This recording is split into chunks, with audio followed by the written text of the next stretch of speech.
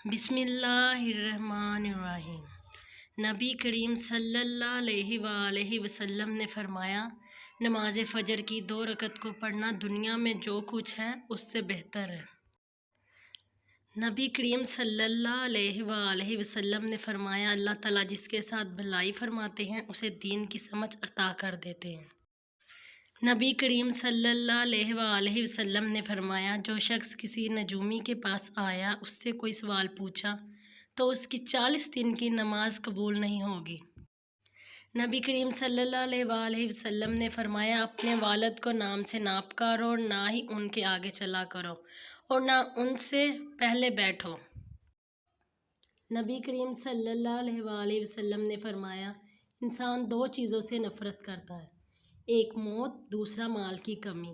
حالانکہ موت دنیا کے جھگڑوں سے نجات دلاتی ہے اور مال کی کمی مقام حساب کی تکلیف کو کم کر دیتی ہے۔